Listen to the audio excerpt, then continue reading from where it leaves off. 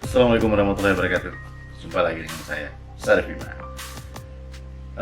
Pada kesempatan kali ini kita akan berbagi sedikit mengenai info yang saat ini sedang ramai-ramainya dibicarakan, yaitu tentang sebuah virus yang bernama COVID-19 atau lebih dikenal dengan Corona. Menurut info yang kami dapat atau yang kami rangkum, Corona ini adalah sebuah keluarga virus yang bisa menjangkiti manusia dan hewan. Di negara kita sendiri sudah cukup banyak masyarakat yang terkena dampak dari virus ini, baik itu dari segi kesehatan maupun ekonomi tentunya. Namun di balik itu semua ada hikmah yang bisa kita ambil, salah satunya yaitu mengenai kebersihan. Tetapi di sisi lain, pemerintah juga tidak mau ketinggalan dan menetapkan atau menunjukkan peran pentingnya, yaitu dengan memberikan bantuan dalam hal ini dari segi materi. Bantuan pemerintah ini nilainya cukup fantastis dan tentu saja dalam penyalurannya butuh yang namanya regulasi tertentu, ancaman yang disiapkan bagi para pelaku kecurangan atau penyalahgunaan tanda kutip korupsi. Maka jangan sampai Anda terjerumus dan terpengaruh atau tergoda dengan nilai mata uang atau nilai rupiah yang digelontorkan pemerintah untuk membantu masyarakat atau warga negara yang saat ini sedang tertimpa musibah. Jangan coba-coba mencari kesenangan di atas penderitaan warga negara yang lain. Apa itu? Jangan kemana-mana, subscribe dulu dan hidupkan lonceng notifikasinya. Jangan pindah channel lain.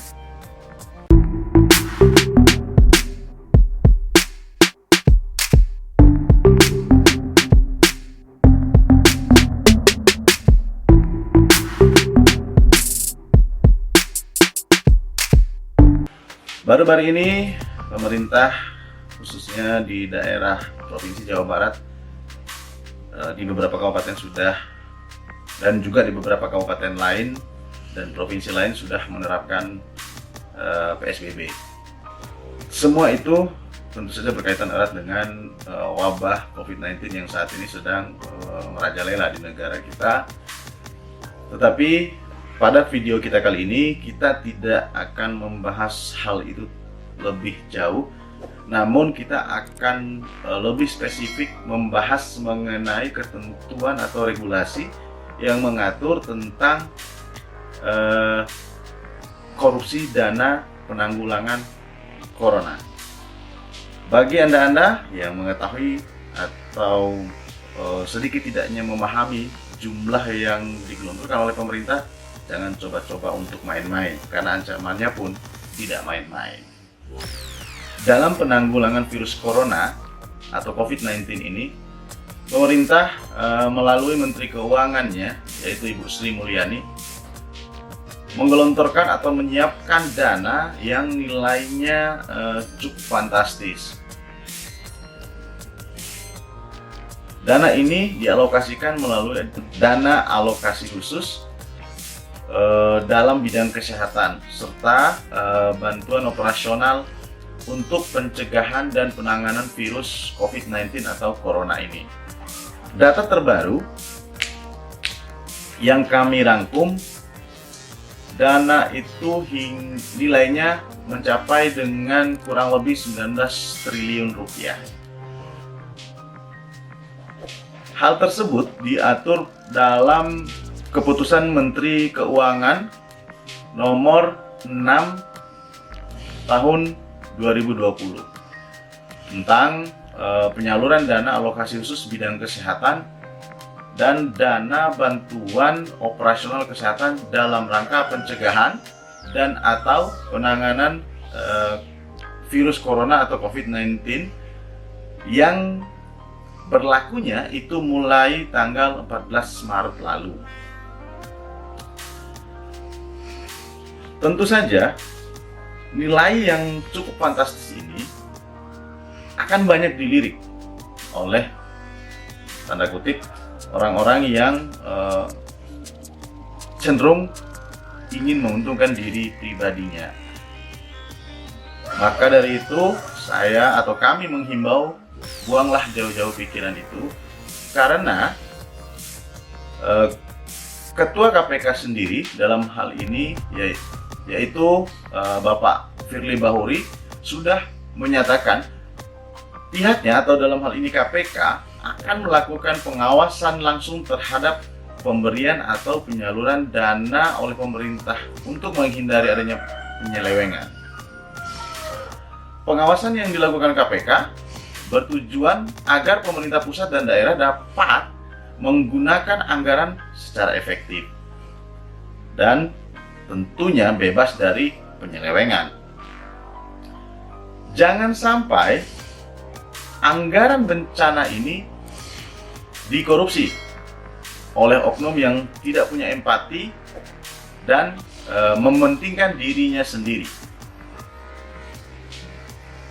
Besarnya dana bantuan tersebut tentu saja akan banyak dilirik oleh orang-orang yang dalam tanda kutip tadi saya sebutkan di awal. Maka dari itu, kekhawatiran kita pun tentu saja akan muncul, di mana dikhawatirkan ada oknum-oknum tertentu yang memanfaatkan besarnya dana untuk kepentingan mereka pribadi dan kelompoknya. Itu sebabnya Komisi Pemberantasan Korupsi atau KPK memberikan warning sejak awal. Juru bicara KPK, Bapak Ali Fikri, juga sudah mengingatkan agar para pelaku kepentingan tidak memanfaatkan situasi bencana penyebaran virus corona ini, apalagi dengan aturan yang sudah cukup jelas serta ancaman hukumannya itu tidak main-main. Ancaman hukuman yang tinggi bagi para pelaku korupsi dana bencana termasuk pada wabah penyakit COVID-19 ini, KPK mengingatkan untuk segenap pihak agar tidak memanfaatkan kesempatan dalam situasi bencana non-alam saat ini terkait dengan mewabahnya virus corona. Sebagaimana diatur dalam pasal 2 ayat 2 Undang-Undang Tindak Pidana Korupsi, di situ diatur ancaman hukuman dan pemberatan pidana bagi para pelaku yang melakukan tindak pidana korupsi terhadap dana-dana yang diperuntukkan antara lain dalam penanggulangan keadaan bahaya, bencana alam nasional, dan lain sebagainya. Pasal 2 Undang-Undang 31 tahun 1999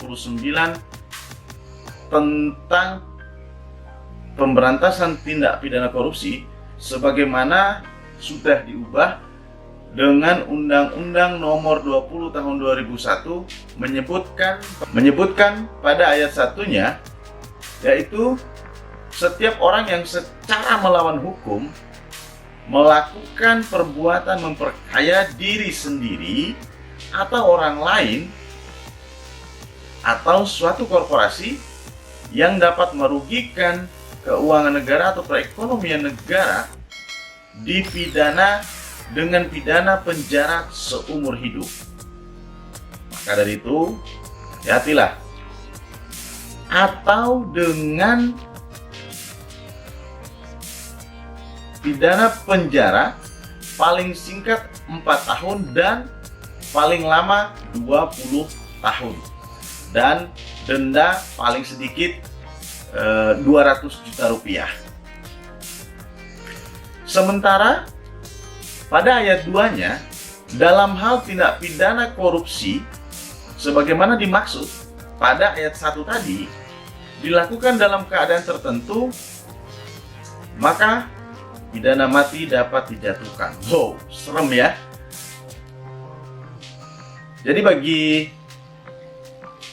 teman-teman yang mengetahui adanya bantuan mengenai wabah corona atau COVID-19 ini pada daerah teman-teman, namun teman-teman merasa ada penyimpangan di situ, maka jangan khawatir. Silakan segera laporkan saja kepada kepolisian terdekat di daerah teman-teman. Keadaan tertentu yang dimaksud adalah keadaan yang dapat dijadikan alasan pemberatan pidana bagi pelaku tindak pidana korupsi, yaitu apabila tindak pidana tersebut dilakukan terhadap dana-dana yang diperuntukkan bagi penanggulangan keadaan bahaya, bencana alam nasional, penanggulangan akibat kerusuhan, penanggulangan akibat kerusuhan sosial yang meluas, penanggulangan krisis moneter, dan penanggulangan tindak pidana korupsi. Indonesian Corruption Watch atau ICW, Kurnia Ramadana mengatakan perlu ada komitmen kuat dari para penegak hukum yang ada di Indonesia untuk mencegah atau menindak para pelaku tindak pidana korupsi, apalagi pada saat bencana seperti pada saat sekarang yang kita alami. Harus ada pemberatan. Menurut Bapak Kurnia Ramadana tadi, harus ada pemberatan terhadap pelaku-pelaku korupsi dana bantuan bencana seperti yang saat ini sedang kita alami. Menurut beliau, aparat penegak hukum termasuk pengadilan juga seharusnya sadar akibat yang ditimbulkan pelaku korupsi dana bencana, tuntutannya harus ada pemberatan hukumannya. Itu menurut Bapak Kurnia Ramadana dari Indonesian Corruption Watch. Pada beberapa kasus korupsi dana bencana, dalam beberapa perkara, para pelaku korupsi yang berkaitan dengan bencana alam itu sudah banyak contohnya. Perkara korupsi penyediaan air oleh Dinas Pekerjaan Umum, kemudian korupsi pada saat tsunami beberapa waktu lalu di Aceh.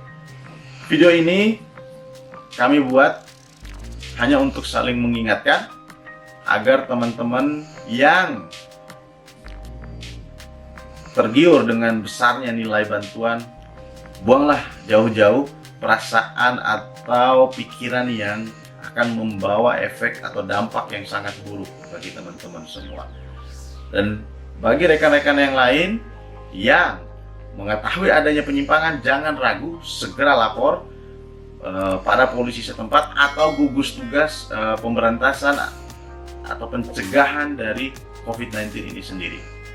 Demikian video singkat kita kali ini mengenai ancaman penyalahgunaan atau mengkorupsi dana penanggulangan bencana COVID-19 atau Corona. Sampai berjumpa lagi. Selalu waspada, keep safe, di rumah aja. Assalamualaikum warahmatullahi wabarakatuh.